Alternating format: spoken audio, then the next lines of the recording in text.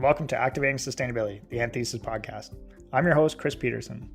We're recording this in early May and know from our colleagues around the world that while some of us are starting to come out of this phase of the crisis, others are right in the thick of it. As a member of the Anthesis family and our broader community, we really hope you know you're being thought of and that you, yours, and your teams are all safe and keeping well. Today, I'm really pleased to be joined by Sarah Gilby, Technical Director at Anthesis and a member of our global ESG team based in London. Sarah, thanks for joining the podcast. You're welcome. It's great to be here. Well, before we dig into it, maybe you could just give us a sense for where you're joining us from today. So I live just outside of London in Kent. I live very near to a very historical city called Rochester, and it's a beautiful sunny day. Well, that's great. You got to take advantage of those beautiful days. Well, you certainly do. It's a bank holiday weekend here this weekend, so I think everyone's hoping for nice weather to lift the spirits.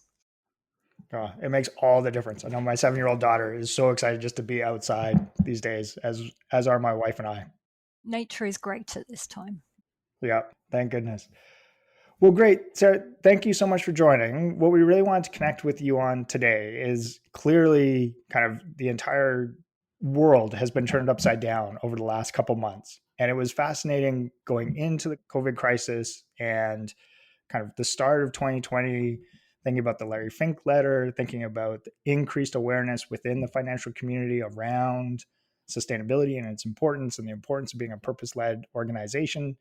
And it felt like we had finally kind of turned the corner within the sustainability community around that understanding of the business value and the importance around that. And then COVID hit. So what we're really hoping to do on the call today was to get your insights around how is that being viewed today? How does sustainability fit in a COVID/post-COVID world? And what are you hearing within the community? And what does this look like over the longer term? So maybe to start, would love to hear, what are you hearing in the halls of the private equity firms you work with or in the broader financial community around their view of sustainability in this current time? I mean, this crisis, this current time is largely about people. It can be thought of in a number of different aspects, people being a key part of it. I mean, obviously, everyone is, focusing very heavily on keeping businesses running, how businesses are running. And very central to that is the people aspect of keeping people's jobs through to the health and safety of employees and looking down the supply chains as well. What's happening down those supply chains to the employees. If you think about garment workers in India, for example, or distribution drivers, etc., these are very key people, and this is at the forefront of people's minds. It's very important as well. What we're seeing coming out is quite a focus on how these businesses are handling employees, handling other stakeholders such as supply chains, such as customers at this time. What I'm hearing is that there's going to be quite a greater scrutiny on that. How did that company react during COVID? How did this company react during COVID? We're hearing a lot of great actions that are happening. So increased collaboration, sort of flexibility, particularly around staff, and again around looking at supply chains and working with supply chains as well. That said, the E in ESG and obviously the G as well are very important. And we're seeing some LPs, so the investors, coming out to say that they will hold people to account following that if they fail to treat employees and suppliers well whilst they grapple with COVID. So there's still a lot of factors to be considered in there. And we're seeing that ESG is quite front and center to this, and how you manage your ESG is quite front and center to this as well, with a greater scrutiny going forward. So it'll be interesting to see how further that develops in the coming weeks and days as people further down the line look back and see what happened and see what could have been done better and what was done in this time. Yeah, it's fascinating to think about this as like a stress test of that commitment. And it's really encouraging to hear that it feels like the financial community is kind of passing that test around it and not letting that totally slip. Absolutely. And, ESG 5, 7, 8 years ago, ESG starting coming out. It was very niche. And like you said at the start, when we came into this crisis, it was really gathering strength, really gathering momentum. And, you read various things and listen to various people, and there's talk about, is ESG going to fall away because people are more concerned, or business leaders are more concerned about just getting business running? The general consensus is no, that's not the case. We disagree with that. We think ESG is going to be fundamental to the building back stronger, the strength of coming forward. As doing good ESG is doing good business, in effect. So you look after your employees. Health and safety is very key. Climate change isn't going away. That's still very much got to have its continued focus. Supply chains, again, it's all part of the system, and we're seeing there's still a rapid growth of ESG investing, albeit some of it is repurposing current products to incorporate ESG principles. There is still a strong focus out there that we're seeing continuing to grow and continuing to gain that strength. Yeah, it's fascinating to think about where that is and where that will go. And maybe before we get into some of those kind of longer term implications and where you would see things going, it'd be interesting to kind of unpack those short term expectations a little bit more. You hit on a few things in terms of employees and supply chain. I'd be curious to hear kind of, again, how that's being viewed, or are there successful practices you're seeing, or kind of new expectations around that are emerging? Yeah, we're seeing, I mean, if we start with supply chain, for example, we're seeing the investors, business leaders have been are being encouraged to, and are being shown that strong monitoring, transparency, and governance are absolutely key in this short-term crisis, because there is a greater danger of very large ESG issues arising post-COVID, such as greater exploitation of workers trapped in modern slavery, extreme risks of infection.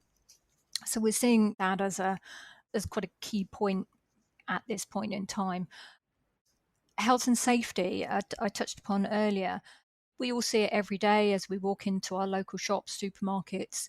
There's social distancing, there's screens, etc. And as we start coming out of lockdown, all these businesses, ours being one of them, we've got to think about our employees and what that return to work looks like, and making sure we have the correct health and safety in place. There's been a lot of talk about PPE, face masks, etc., making sure we've got that in place. And that applies to a whole range of business, even us as Anthesis, as we're predominantly office workers.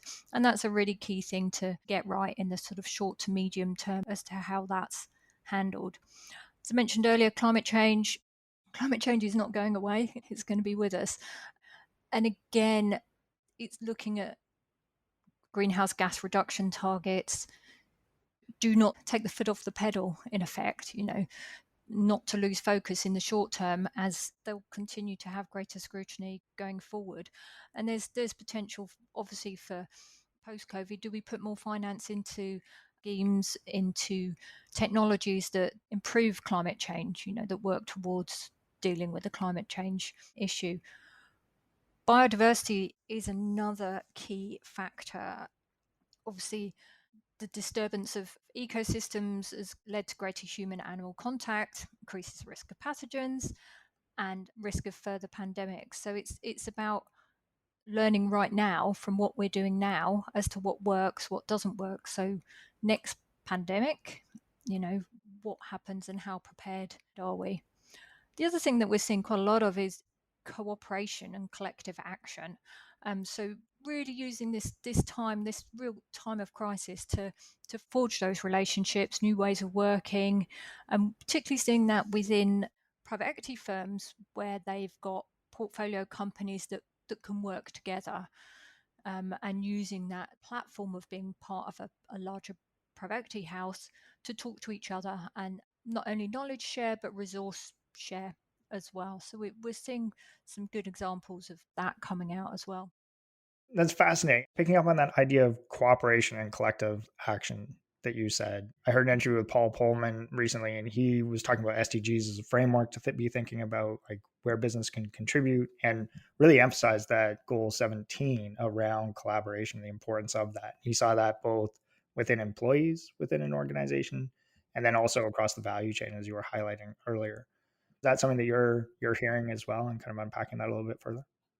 Yeah, absolutely. And very good point. SDG 17 talks about collaboration. And I don't think many businesses pre-COVID have picked that up on their SDG reporting, if they're reporting to SDGs. But we're definitely seeing it in there. We're seeing it, for example, one of the firms that we work with, one of their clothing companies is now making masks and gowns for the local government.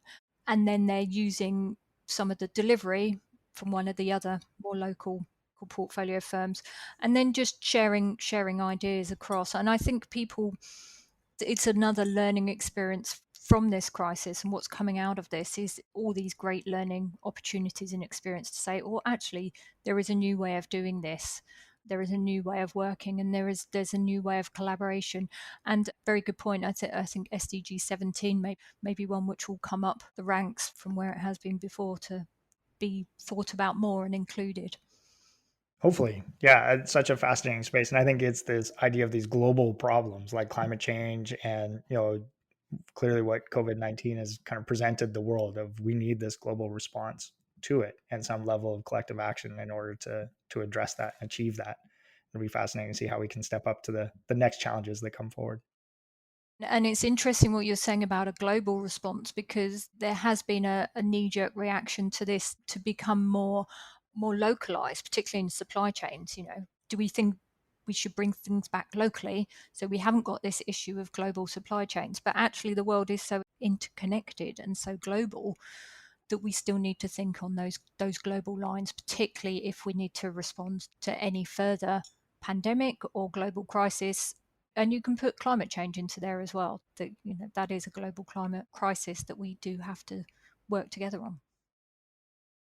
Yeah, no, it's incredible to think about. And maybe just before we move off from this, I mean, one thing I'd like to dig into a little bit further is around the people and this idea of purpose. I mean, you hit on the health and safety, and we hear a lot of conversations about PPE and plexiglass shields, et cetera. But it certainly seems like purpose has been an important piece of what has differentiated those businesses that have been able to respond to this, that are kind of agile in that way. Is that something that you're hearing about, maybe embedded within the governance section of ESG, or is that kind of a step too far for where people are at the moment? Well, I don't think you need a purpose to respond well to the crisis. I think, but it helps galvanize people and it helps people focus around a central belief. Being agile definitely has helped as well. I mean, if you've got core principles and beliefs, then that's important. But it should be adaptable, and it needs to be adaptable to run with the current needs of the business, current needs of the stakeholders of the business. I think, doing a few critical things well is really important, which may mean that other bits drop away around your governance, but really focusing on that core has worked well, and staying true to your core beliefs, your core business principles has been very important here.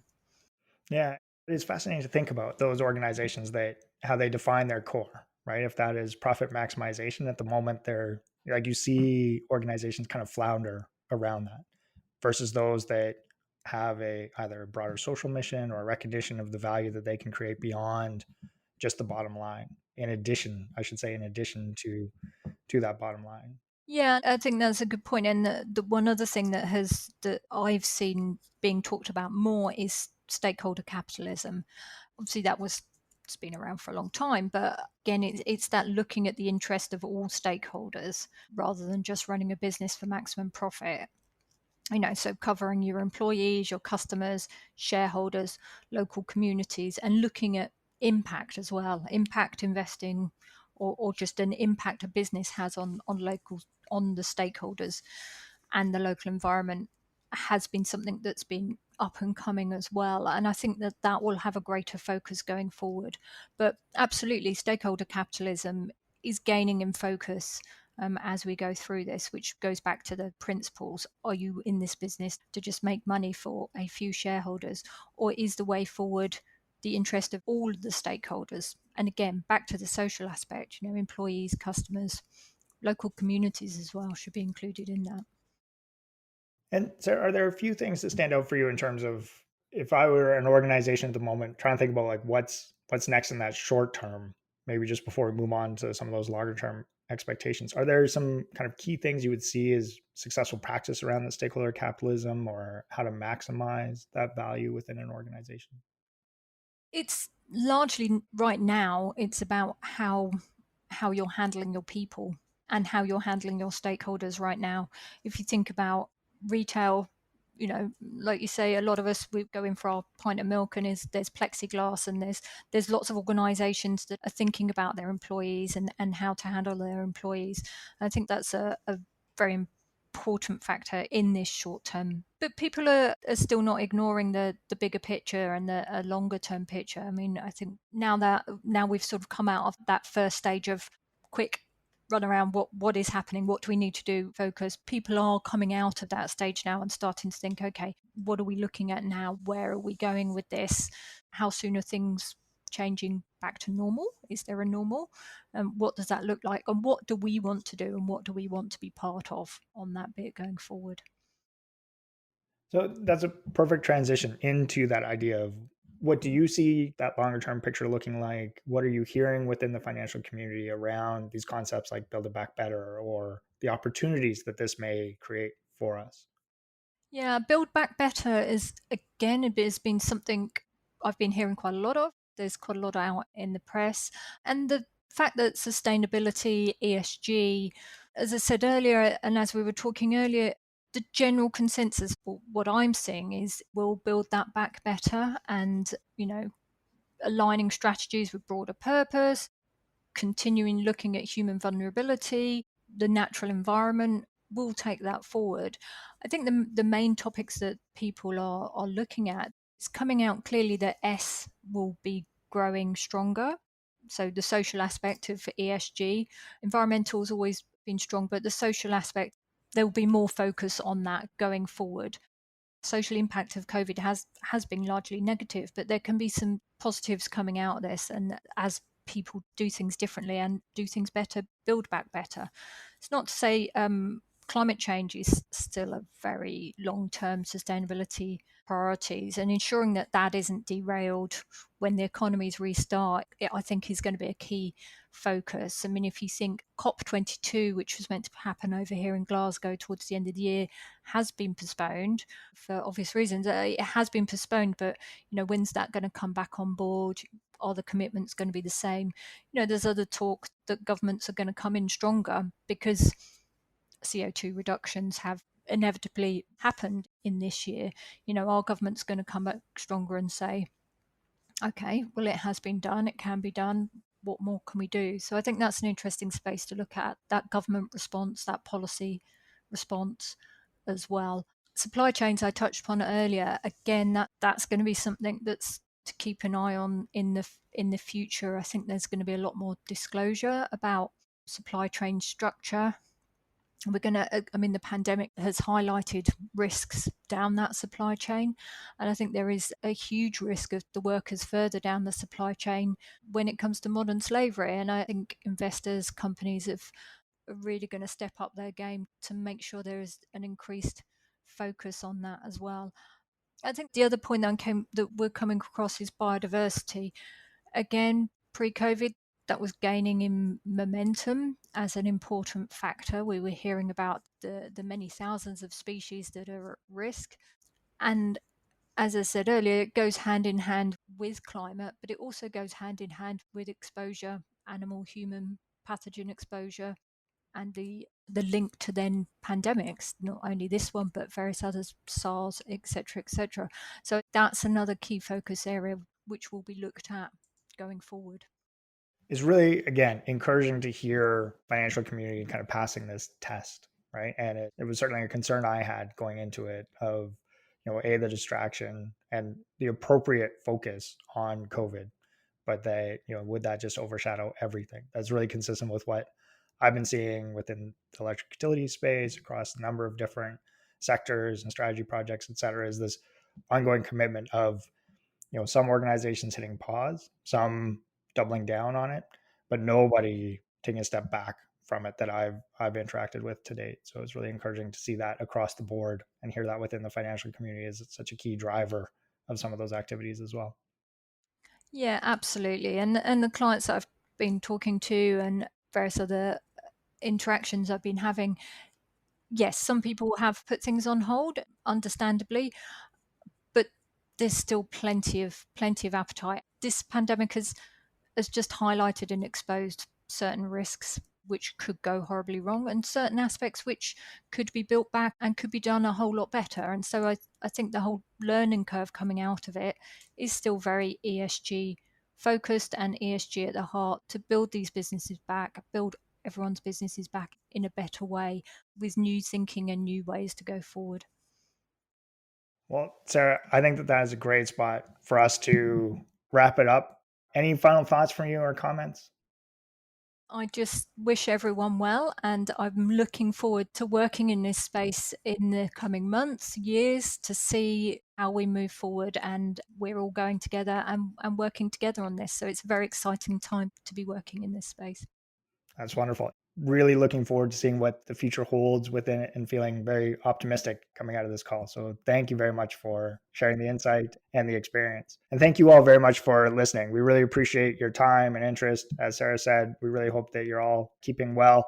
Did want to mention there's a couple of resources on the anthesisgroup.com website, including a whole series on the liminal space, that new word for me, but it is the space between either physical spaces or spaces between times. It's really about a transition time. And that's the way that Anthesis is looking at this, is how do we best support the community and provide the resources to navigate these transitions and really provide insights so that we can be coming out of this in the best position we can collectively to address the opportunities that Sarah has helped to identify in this call.